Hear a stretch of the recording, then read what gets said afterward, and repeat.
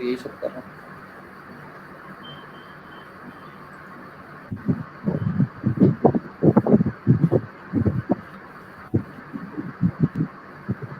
So we are live. अच्छा, we are live. अभी मेरे को देखना है साबू सर का प्रेजेंटेशन, तो कहाँ प्रेस करूँ? नहीं सर, आपको कुछ नहीं देखा, करना है। अभी साबू चालू सर देखा शेयर सर। करेंगे तब दिखेगा। अच्छा, तब दिखेगा।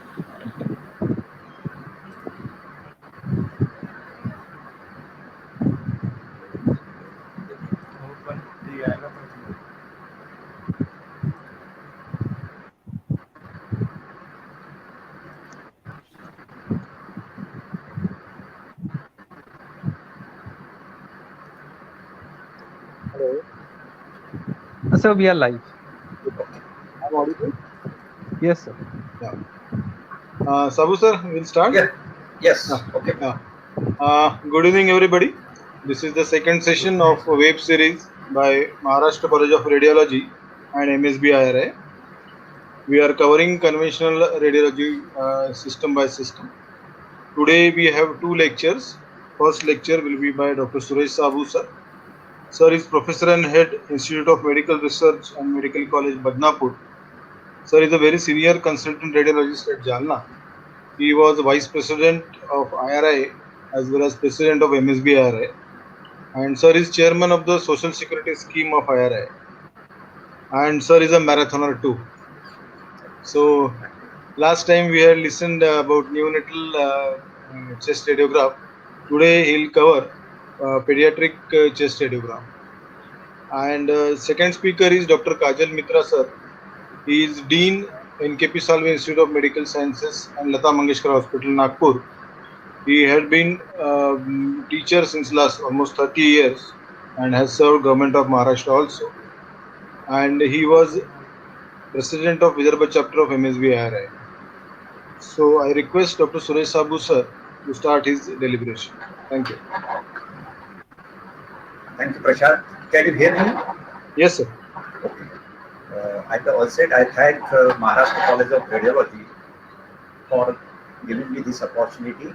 My special thank to Chairman Prashant Omkar and MSBRI President Sandeep Kathare. Last time we spoke, as you say, last time we spoke on the neonatal X-ray. This time we'll be covering pediatric X-ray test other than neonatal X-rays. I'm trying to share my screen.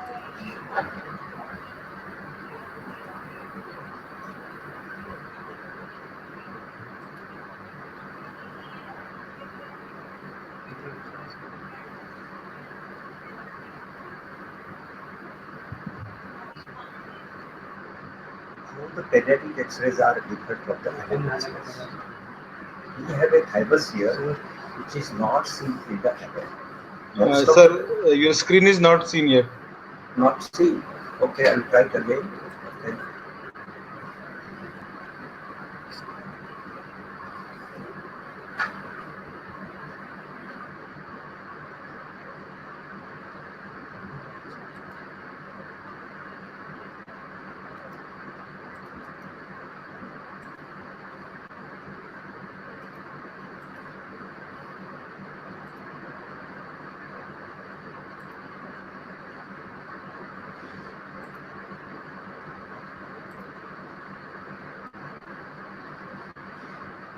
Yes, it is seen. No, okay. Okay.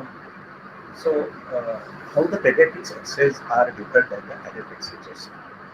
In pediatric case, we have a thymus, which can create a lot of funny shadows, which we are going to discuss in the latter part of the lecture.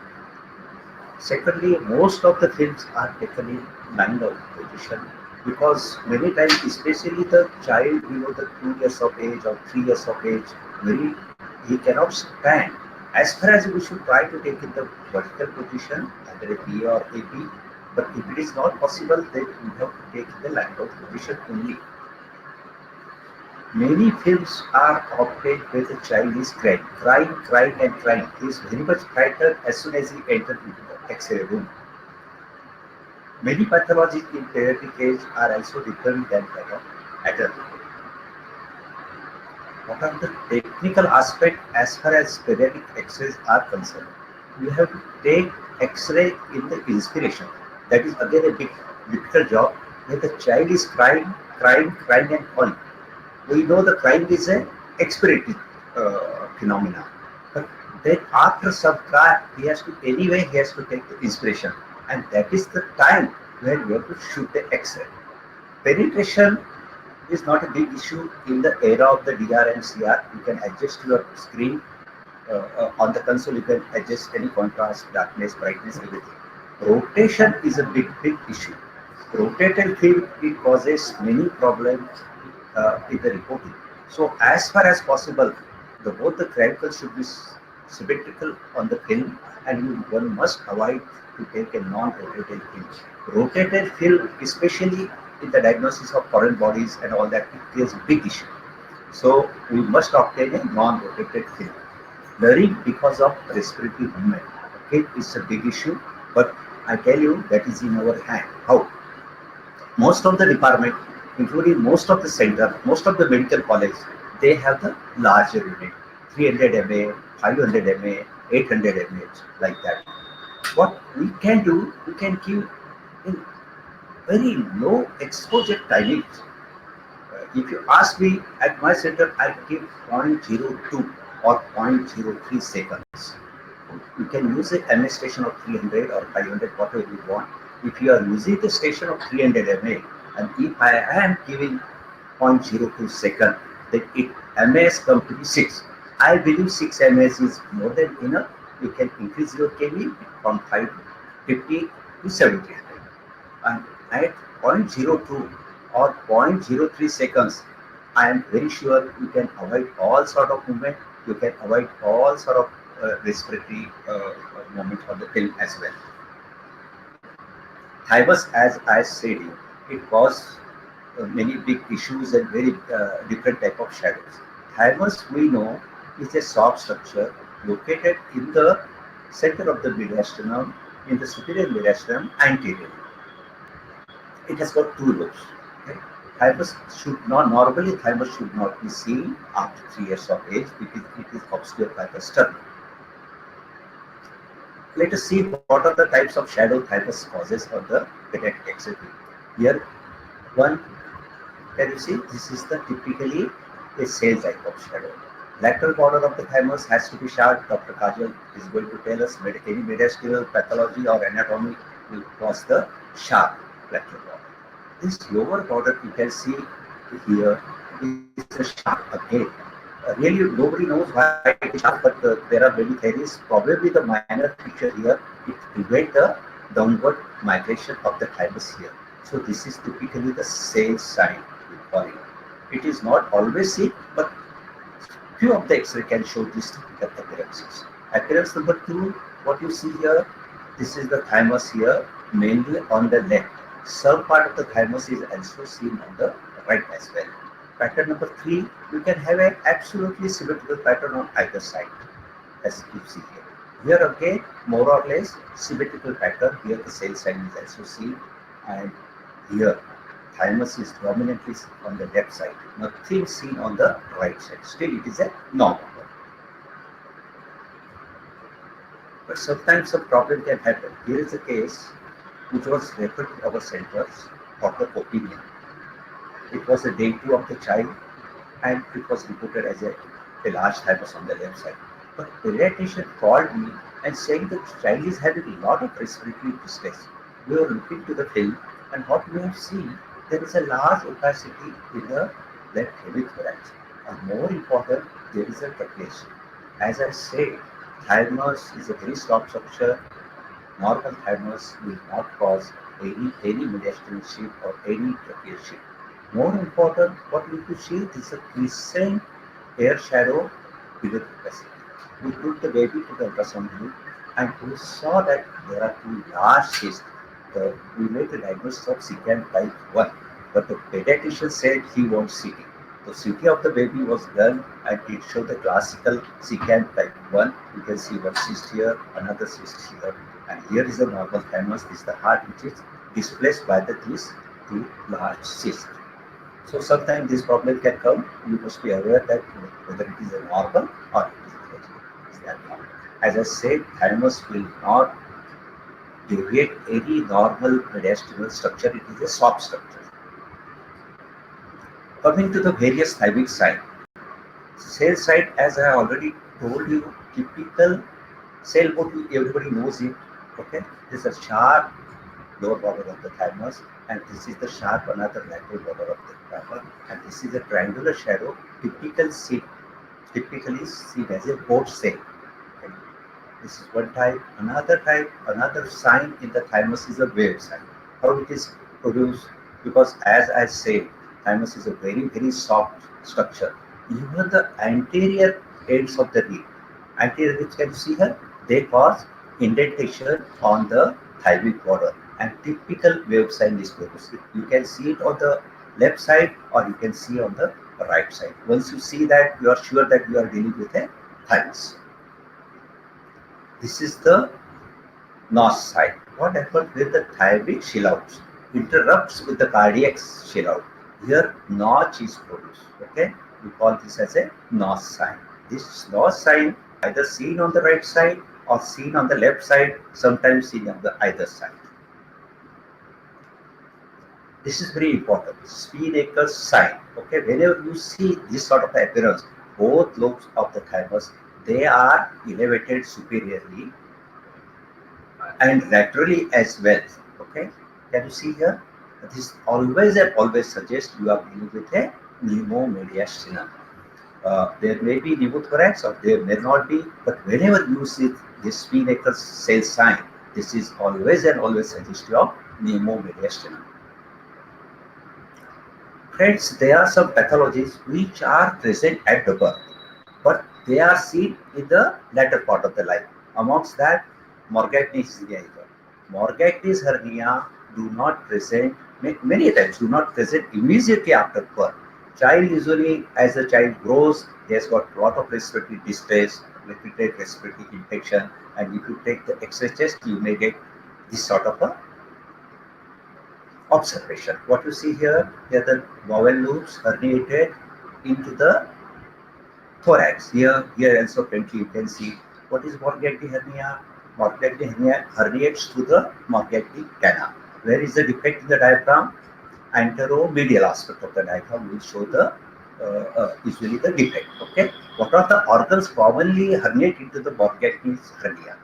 Common organ herniates into the Morgagni hernia is a transverse colon, stomach, or omentum. As with the Morgagnic hernia, small intestine usually do not herniate into Morgagni hernia. Sequestration. We know sequestration. Last Sunday we have seen sequestration is of two types: intralobar sequestration and extralobar sequestration.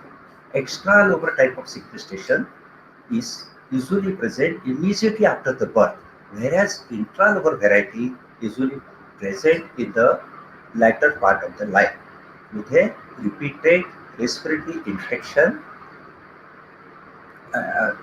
And what you see on the X-ray, you will see this sort of a shadow. Sequestration, let it be extralobar, let it be intralobar, is always located in the lower lobe, posterior or medial segment. So X-ray will show this sort of opacities through the heart, common on the left side, sometimes seen on the right side as well. And if you take the lateral X-ray, you will see this sort of opacity located in the posterior segment of the left lower lobe.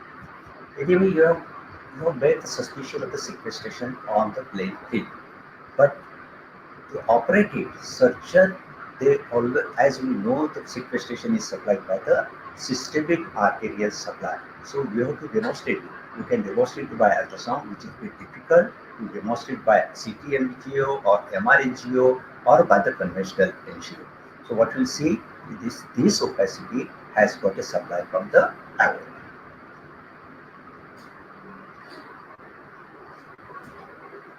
Congenital lobar emphysema usually present at the time of the birth only, but sometimes at the birth symptoms may be subtle and they can be missed, and later on the child always complain of respiratory infection, surge of dyspnea. You take the X-ray chest, what you see, this is the overexpansion of the left lower lobe, with the mediastinal shift. As we know, congenital lobar emphysema is more common in the left upper lobe, sometimes seen in the right upper lobe or right middle lobe, but it is extremely rare in the left. Coming to the pulmonary inflammatory disease, it can be either a viral infection or it can be bacterial infection. Viral infection usually affect the tracheobronchial tree, resulting in the bronchiolitis or bronchitis. And lung parenchyma is usually not involved in the viral infection. Whereas bacteria and mycoplasma, they involve the lung parenchyma, and viral infection, they are seen with a young child before 20 months or 24 months of age, whereas bacterial type of infection is more common in the increasing age. As I said, a viral infection causes bronchiolitis or bronchitis. What are the X-ray findings? If you take the X-ray with the viral infection of the child, you will see the peribronchial coughing because of the thickening of the bronchial wall. Hilum on either side, they look extremely dirty, and because of the bronchospasm, there will be the air trapping and lowering of the diaphragm. So you will get the hyperinflation of the lung on either side, lowering of the diaphragm, dirty lungs, and bronchial coughing is classical of viral infection in a child.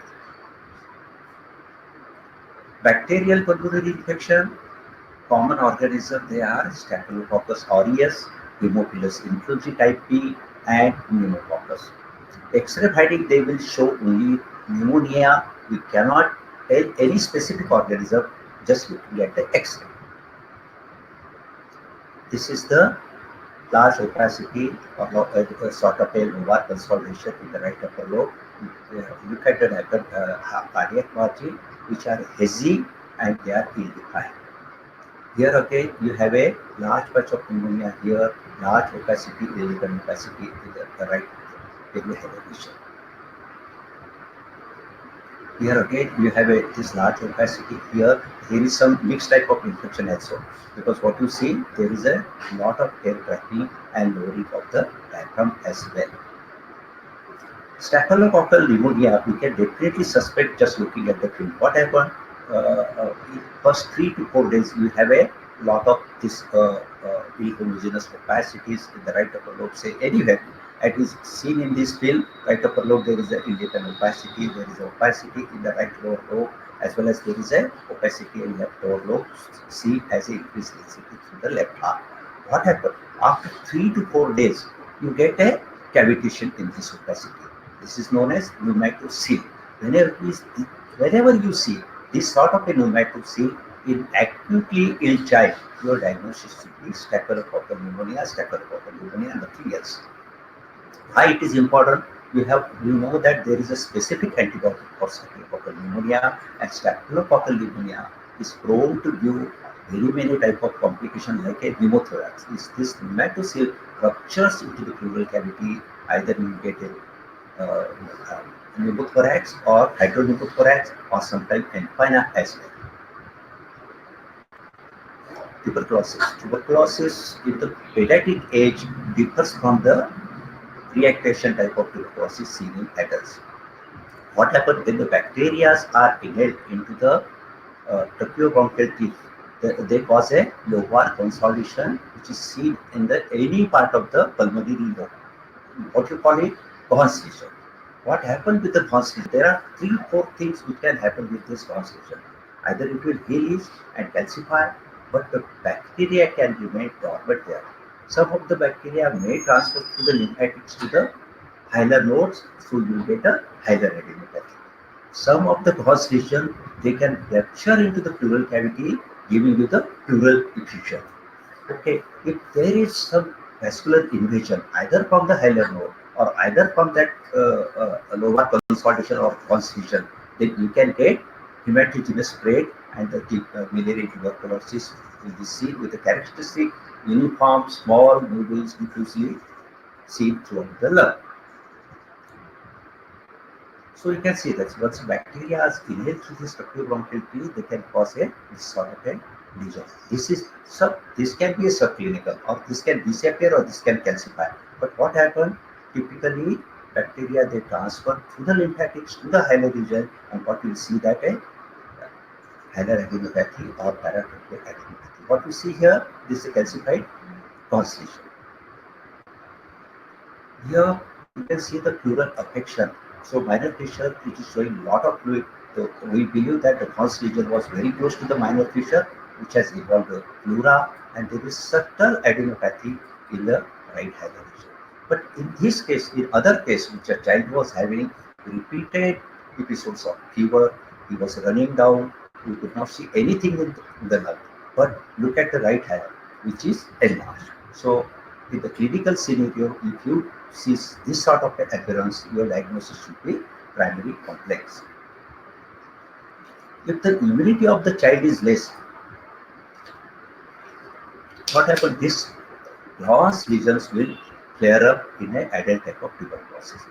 So he has inhaled the bacteria, there was a lower consolidation, but because of the pure immunity of the child, the lesion extend into the this hyperphagious type of tuberculosis. So rarely you can have this sort of appearance in pediatric as well.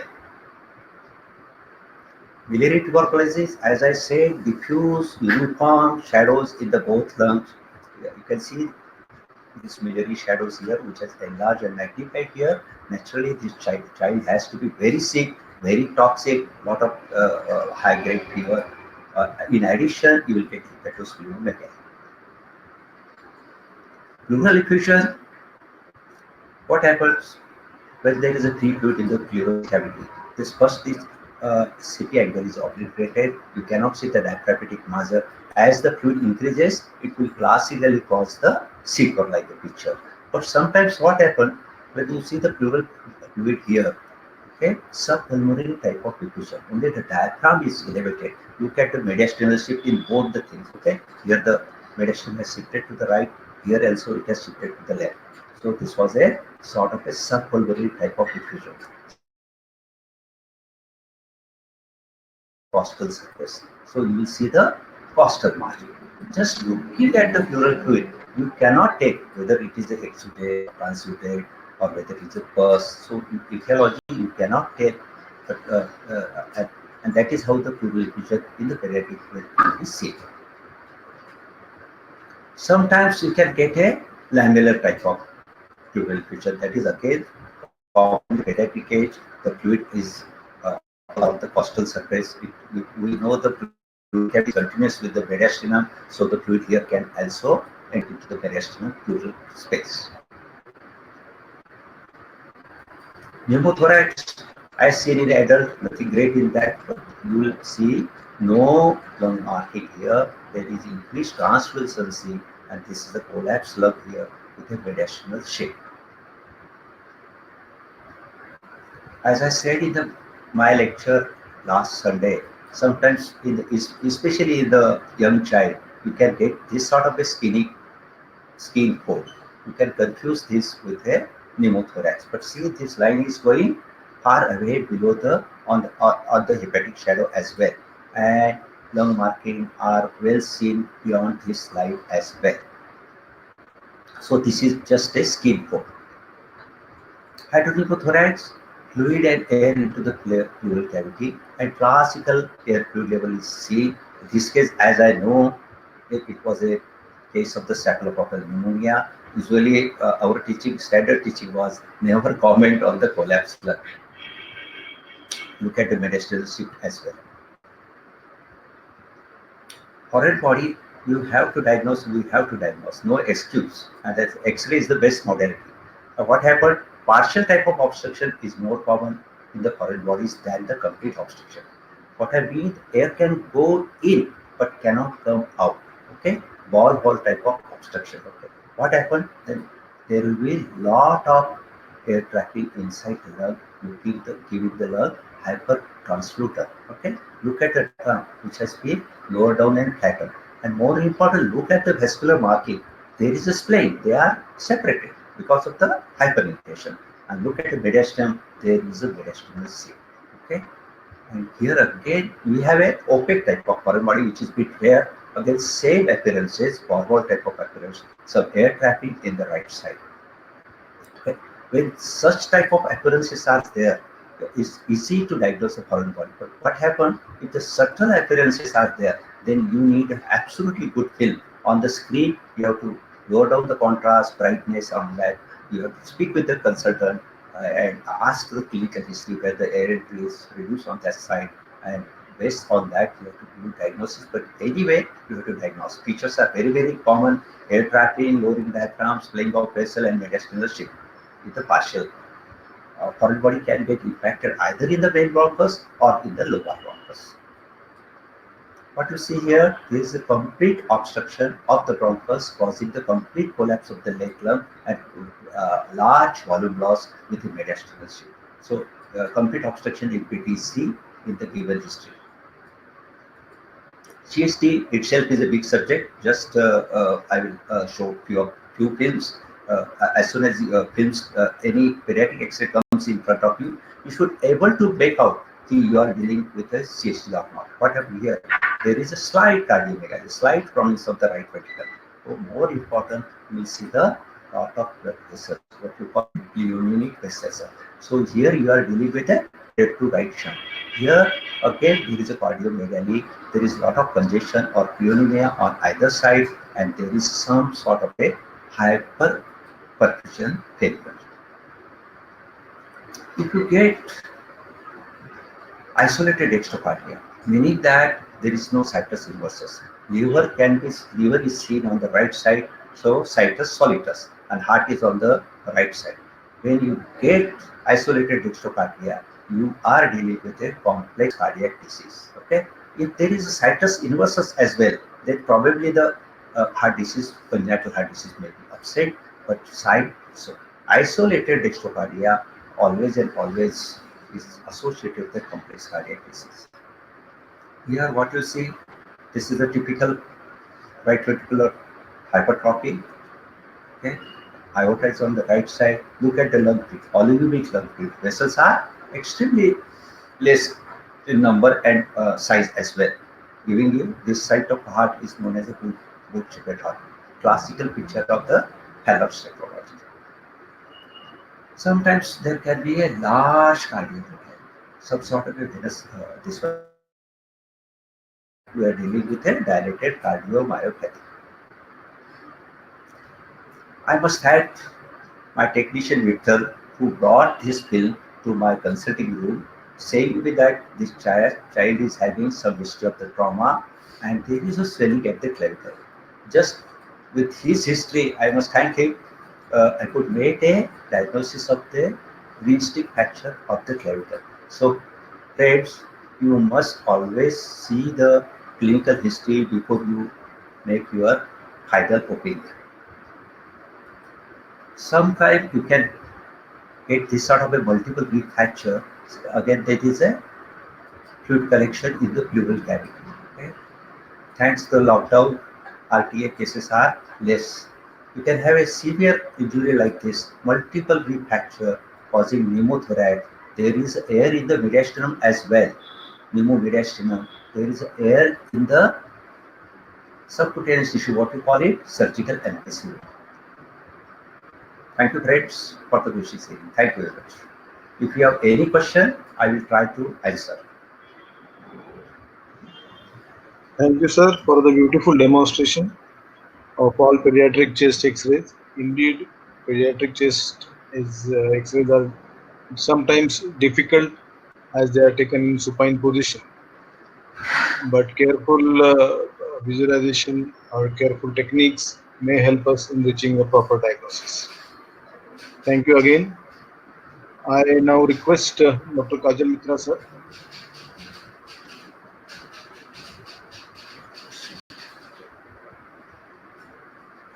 Dr. Kajal Mitra, sir. Sir, please on your video.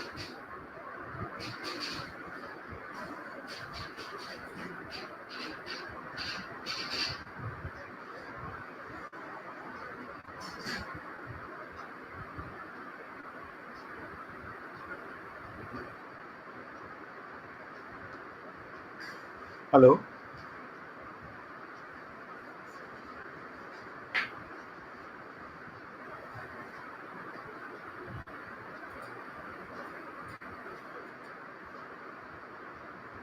Mitra sir, please on the video and audio.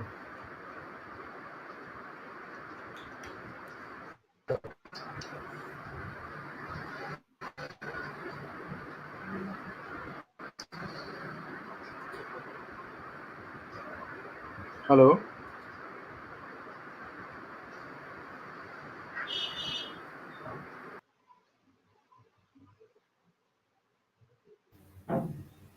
Right, you are seen now. Uh, Uh, for those who joined late, let me introduce Dr. Kajal Mitra. He is a Dean at NKP Salvi Institute of Medical Sciences and Lata Mangeshkar Hospital, Nagpur. And he was professor at the same institute. He had served Government Medical College, Nagpur. And he was president of Vidarbha chapter of MSBRI. I would now request Dr. Mitra sir to start his lecture on Medistinum basic concepts. Over to you, sir.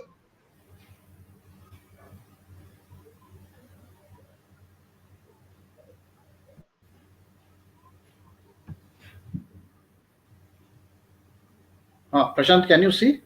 Yes, sir. Please make it a full screen.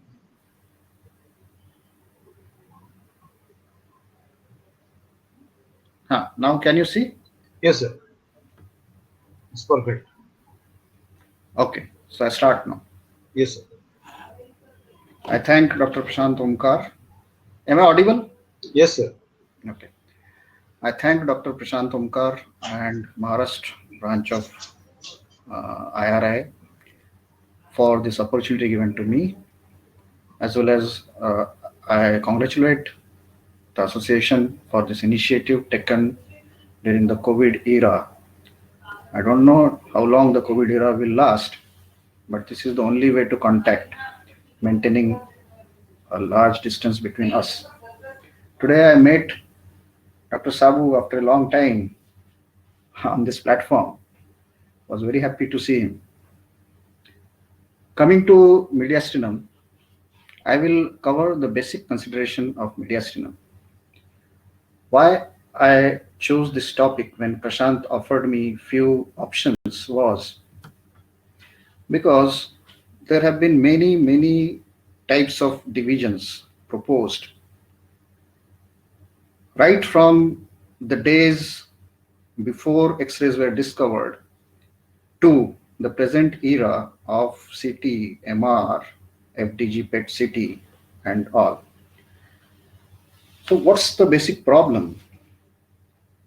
Right from the time when there was no diagnostic modality, we can say the pre-X-ray era, maybe in 18th century or 17th century, the anatomists divided mediastinum and they divided it very nicely. After that, surgeons came into picture. They also divided mediastinum in their own way.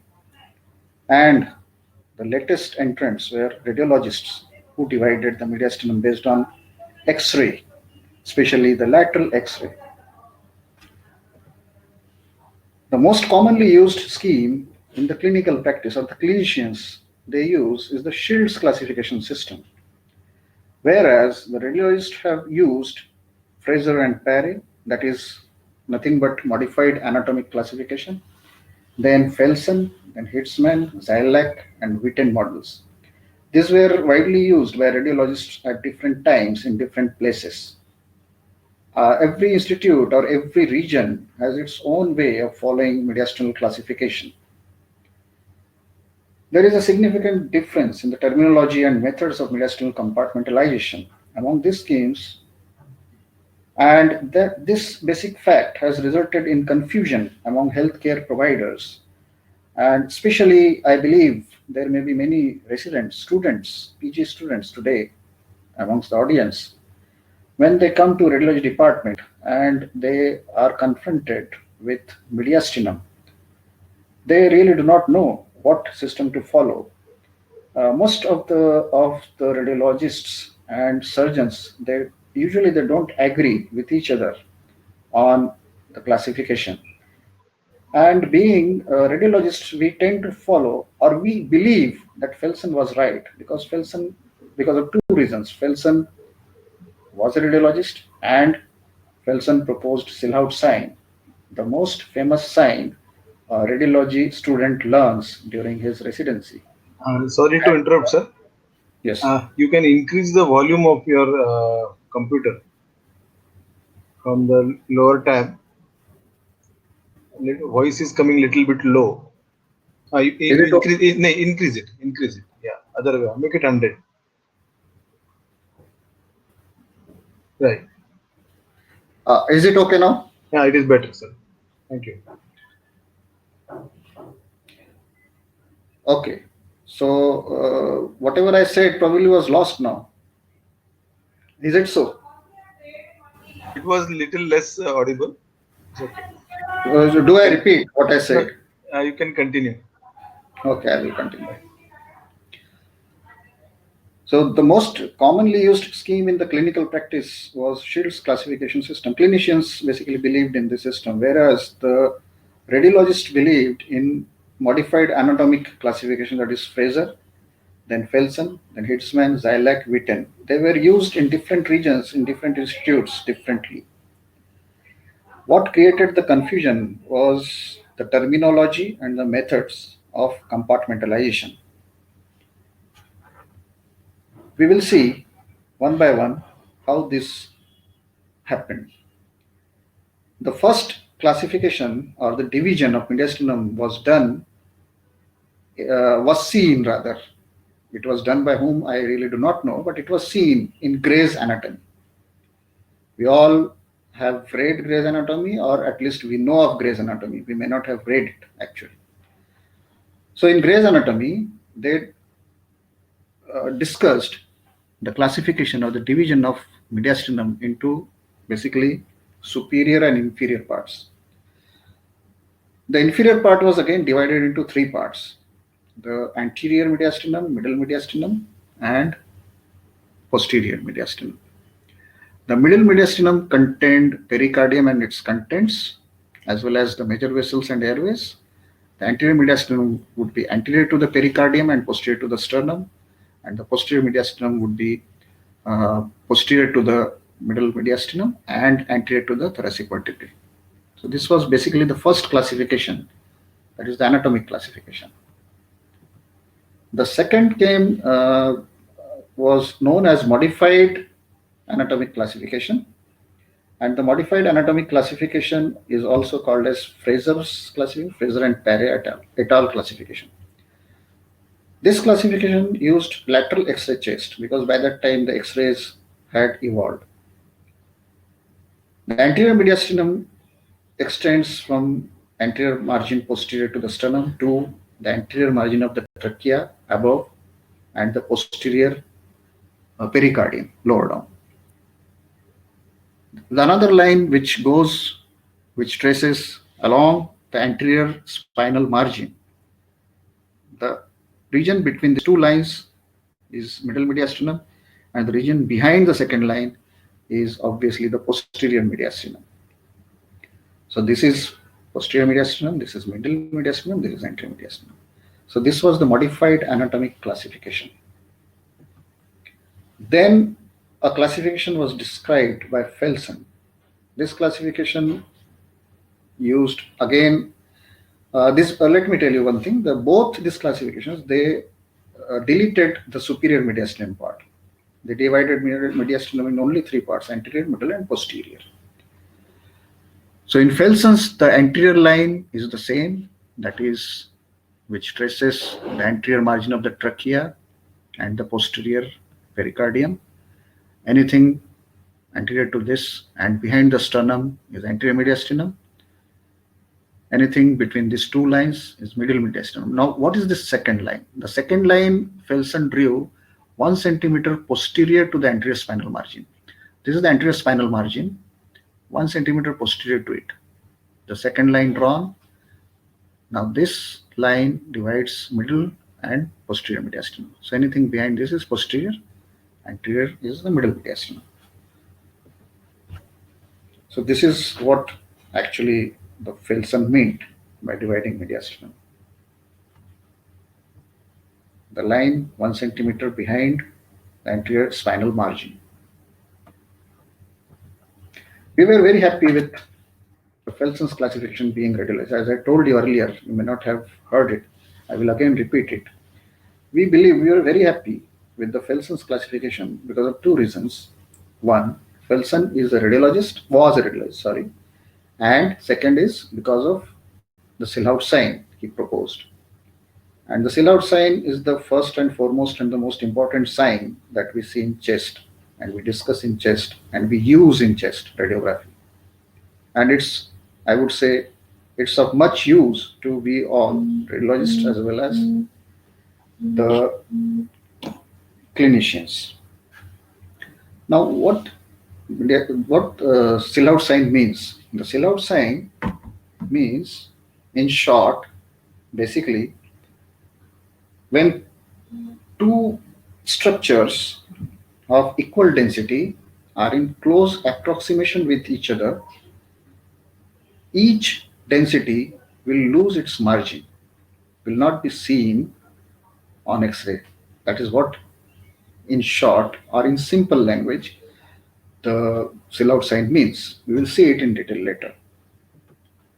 Then Hitzman classified mediastinum into 7 parts. Basically, some say 6 parts and some say 7 parts, but that is how he divided it into thoracic inlet, anterior mediastinum, supraortic area, infraortic area, suprazygous area, infrazygous area, and hilar regions. Now, this is not used much, I would say. I have not seen any clinician using this or any radiologist using this till now. Then came the Shields model, where this is a comparison between a classic model and Shields model. Now, in Shields model, what he did, the second line is the same, that is the anterior vertebral margin as the anatomic classification, and the first line is drawn along the trachea and the pericardium. So this is the Shields model, which was widely used till now. These are the structures, various structures present in anterior, middle, and posterior mediastinum. Then came Witten's classification. Witten proposed another classification. Here,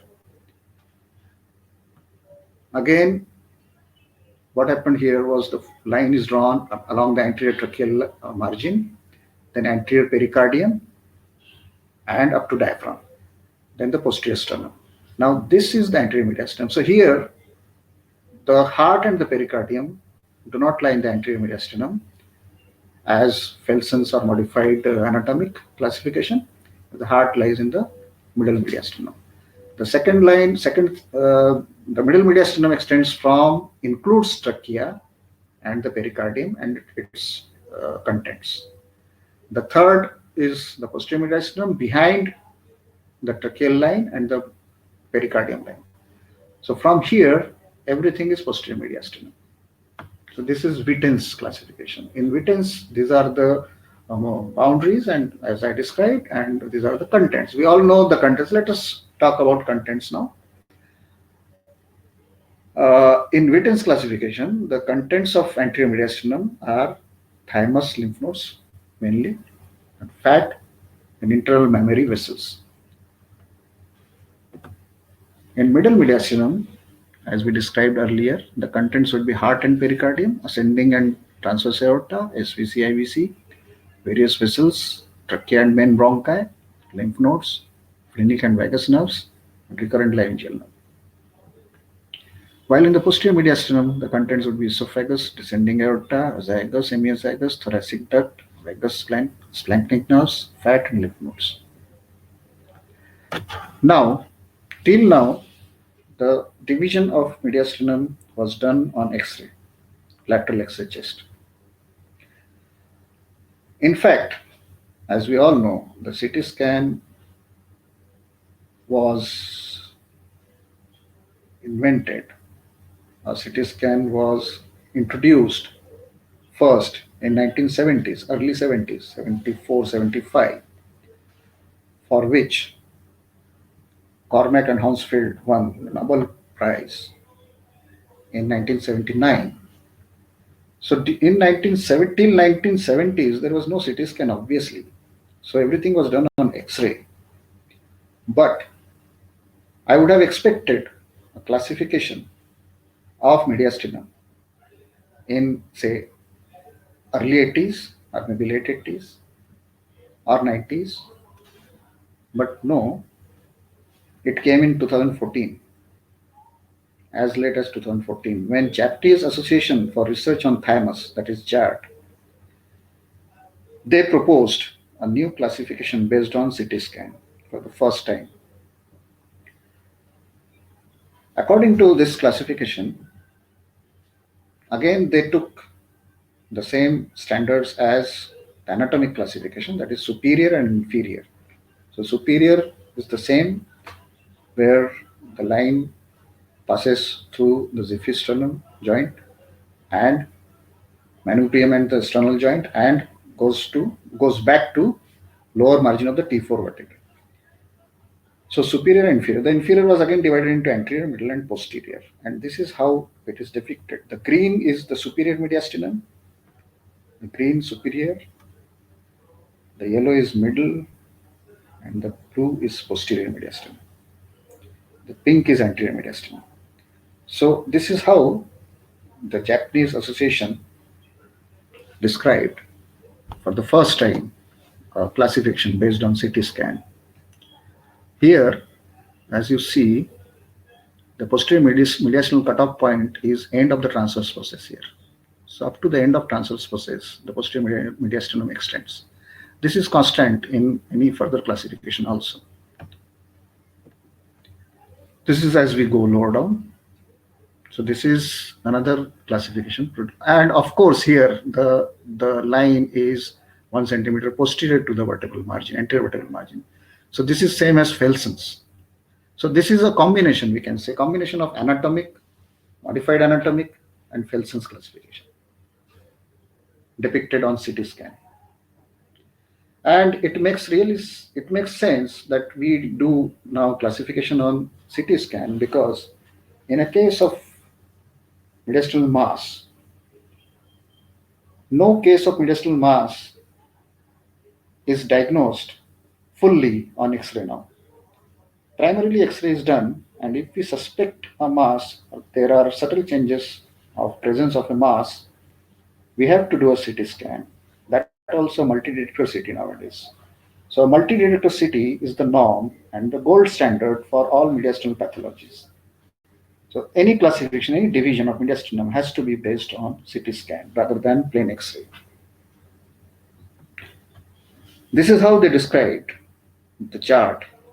We, 5 radiologists of the Diagnostic Imaging Committee of the JART, propose following classification as we discussed earlier. After that, in 2017, as you can see here, 2017, International Thymic Malignancy Interest Group, ITMIG, they proposed a classification, a comprehensive classification of mediastinum. And this is the latest thing that we see. This is also based on CT scan. Now this classification again deletes the superior mediastinum. Superior mediastinum, which extends from here to here, that is deleted. It is akin to modified anatomic classification or Fissers or Felson's. This is not basically dependent upon the anatomic classification, where it was divided into superior and inferior. So superior is deleted. This is anterior mediastinum, anterior to trachea, anterior to the pericardium, the middle mediastinum, including pericardium and the heart and the other things, and the posterior mediastinum 1 centimeter behind the anterior spinal margin. So this is Felson's and modified anatomic classification together on CT scan. This classification divides into 3 parts. There is prevascular, visceral, and paravertebral. This is the name given to the anterior mediastinum, that is prevascular. The middle mediastinum is called as visceral, and the posterior mediastinum called as paravertebral. These are the boundaries as we saw on the figure, and these are obviously the major contents. Major contents are more or less same: thymus, fat, lymph nodes, and brachiocephalic vein.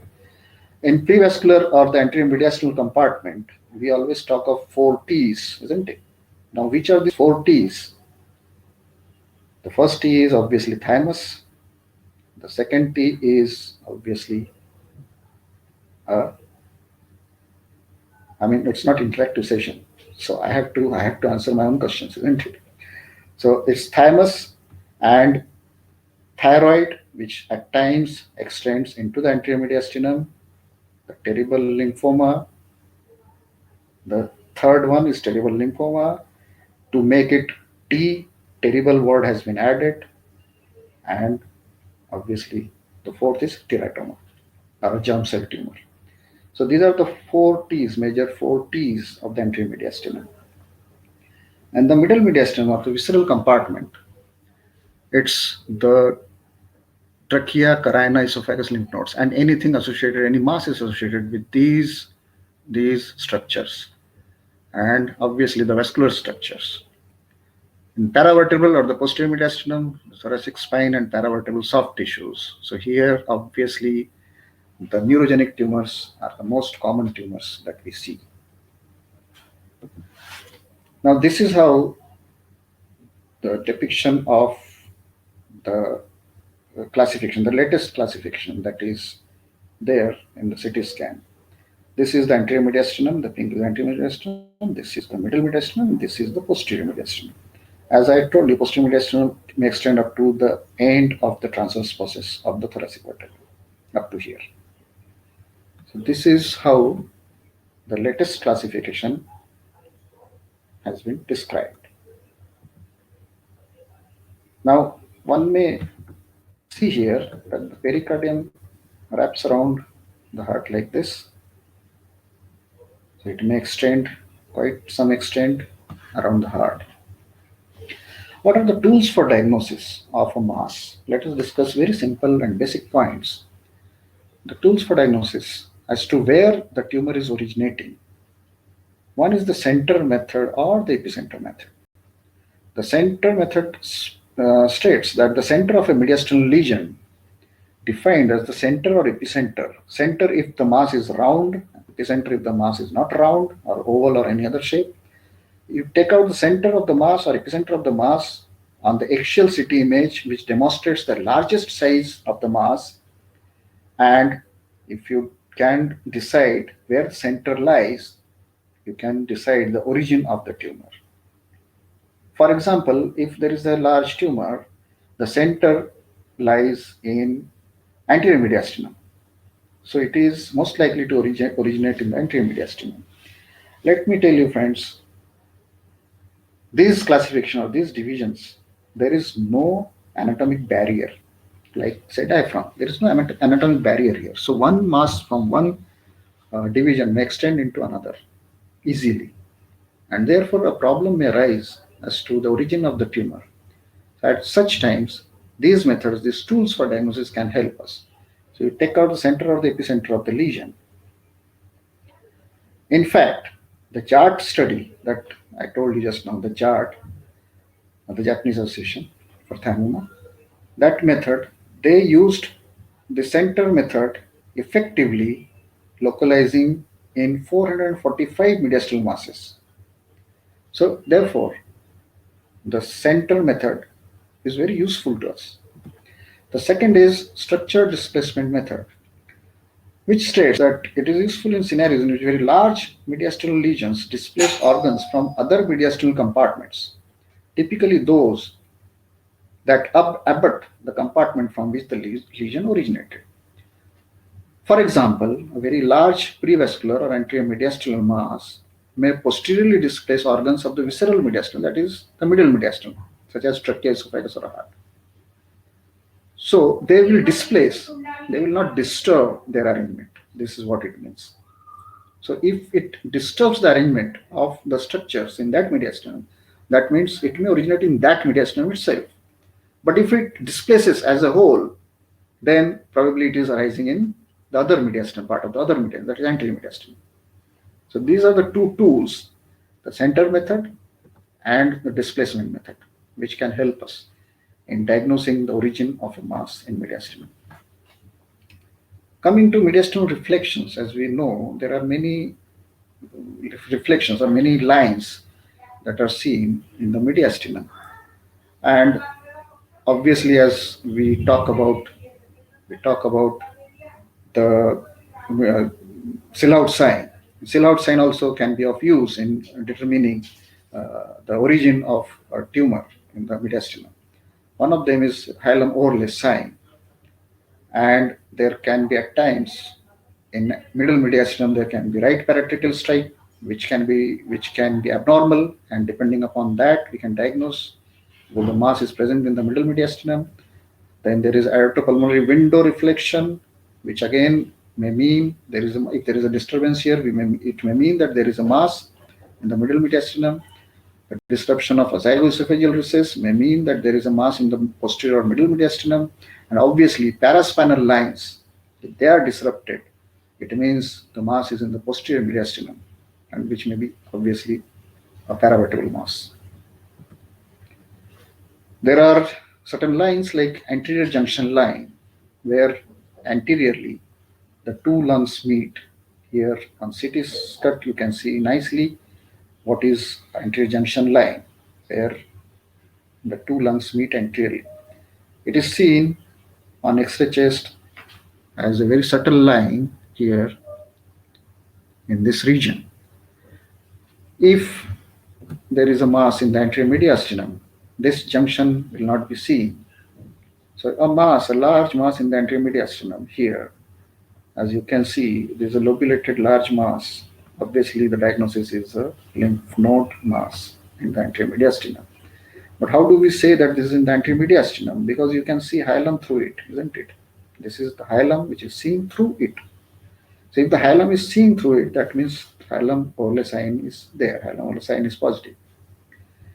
If the hilum is displaced by the mass, suppose this hilum was present here, then this would not be a mediastinal mass. This would be a cardiomegaly or a cardiac origin mass. A cardiomegaly or cardiac origin mass will displace the hilum laterally, while a mass in the mediastinum, anterior or posterior, through which hilum can be seen nicely. So this is hilum overlay sign. This CT cut shows why the hilum should be seen nicely through the mass. The mass is anterior, the hilum is somewhere here. So we can see on X-ray the hilum through the mass. This is the posterior junction line, which is obviously the meeting of two lungs posteriorly. It is seen little above than the anterior junction line, above the clavicular level. And if there is anything in the posterior mediastinum, this may be disrupted. Now here you can see the mass which is placed posteriorly in the middle mediastinum, and here obviously the diagnosis would be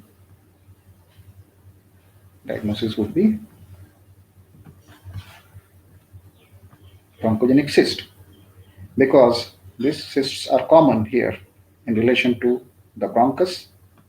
If you see a cystic lesion, measure the density here, it is cystic lesion, and obviously there is a bronchogenic cyst, which is a very common tumor in this location.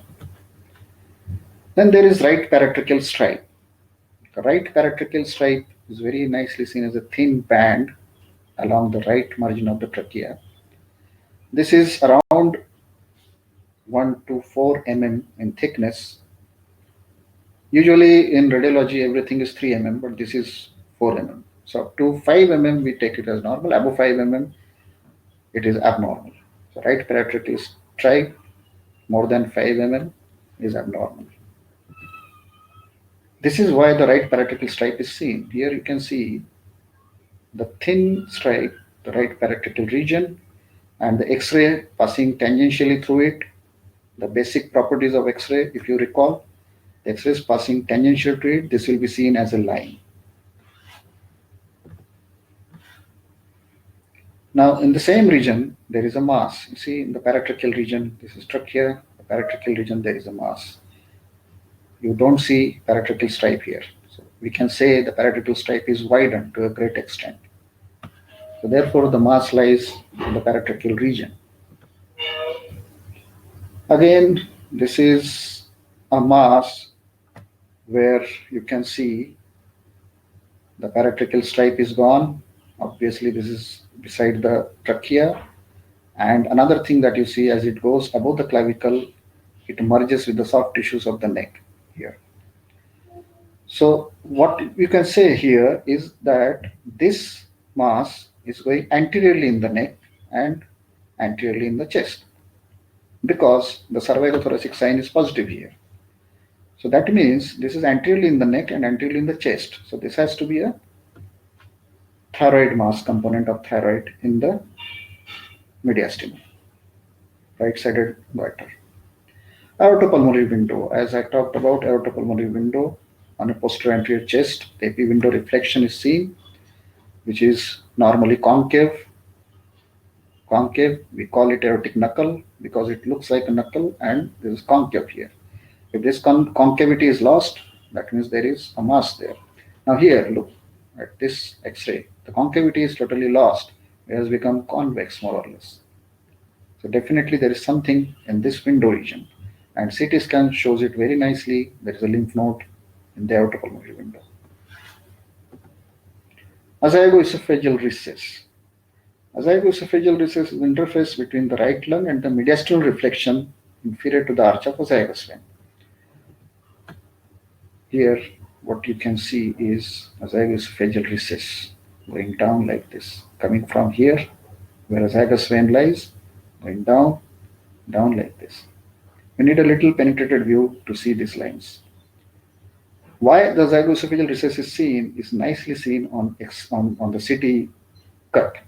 Why it will be seen again is here the part of the lung is there. Okay, now this is the trachea, the bronchi, and this will be tangential to the X-rays if you take a PAV. So this will be tangential. So therefore it will be seen as a recess here or a line or a recess. Obviously here you don't see the azagoesophageal recess that is disturbed lower down. So it confirms a subcarinal mass here. Now this is carina and you see a subcarinal mass here, a oncogenic cyst. Coming to paraspinal lines. Paraspinal lines are created by interface between lung and pleural reflections of the vertebral bodies. The left one is nicely seen, the right one is not so nicely seen. Why? The reason again is this. On the left side, as you know, descending thoracic aorta is there, which lifts up the pleura laterally like this, and therefore the parietal pleura reflection here becomes tangential to the X-ray again. On the right side, if you see, it is not tangential, okay? It is curved like this. So it's not tangential. So this will not be seen on PA view so nicely. While this, because the aorta is displaced and made it tangential, so therefore it will be seen nicely on X-ray PA view. You can see here the left paraspinal line. A paraspinal pathology will obviously disrupt the paraspinal lines. Here you can see a large paraspinal abscess with destruction of the vertebral body. What would be the diagnosis here? Obviously in our region, our country, it should be pot spine, although other diagnosis is also possible, like pyogenic spondylodiscitis or brucellosis.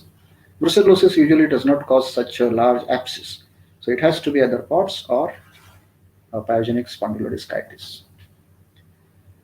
Homogeneous round mass eroding inferior surface of posterior rib. Okay, this has eroded the posterior rib here, and also it has scalloped the posterior spinal margin. So what would be the diagnosis here? Obviously posterior mediastinal mass, neurogenic mass, a dumbbell tumor. A ganglion tumor appears typically like this, elongated and tapered. Coming to a topical thing, I thought that I should discuss mediastinum in COVID. Initial cases were reported from Wuhan, obviously, where it all started. In Wuhan, there are two studies, big studies, one case series of 85 and one of 98 cases, wherein they found that mediastinal lymphadenopathy was not a prominent feature. Only 6% of the patients admitted for COVID had lymphadenopathy. So this was the finding in Wuhan. Xavier et al. Wrote a paper in April 2020, last month, where they studied 15 patients who were admitted in a French hospital with acute respiratory failure. The CT showed lymphadenopathy greater than 10 mm in short axis in 6 patients of 15 patients, so making it 66%. Large lymph nodes more than 30 mm were seen in some patients in some subcarinal region also, although sample size is very less as compared to Wuhan.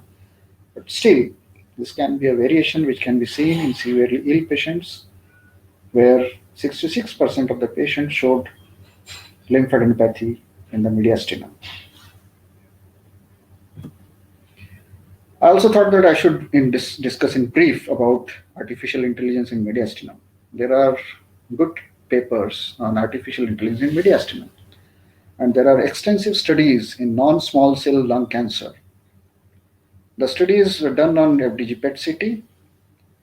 They employed 4 classical machine learning methods and 1 deep learning method. If you know what this means, then you would know that deep learning method also uses CNN, that is convolutional neural network. See how they use our terminologies in their science. They use neural network, what the brain has. They use convolutional neural network. Convolution, brain has convolutions. So they use this term, convolutional neural network, which they employ in deep learning method. These are two basically machine learning methods of artificial intelligence. These are the very basic things in artificial intelligence. And one study, they studied 100,1397, so nearly 1400 lymph nodes in mediastinum. And the CNN, that is the convolutional neural network, shows promise, where they did not add diagnostic features, but if they add, their suggestion was if they add diagnostic features, then the CNN is very promising in diagnosing lymph node, presence of significant lymph node in non-small cell lung cancer in FDG PET-CT. So this is about artificial intelligence in mediastinum. Thank you very much for a patient hearing. This is my mail. You can mail me your queries. Thank you very much.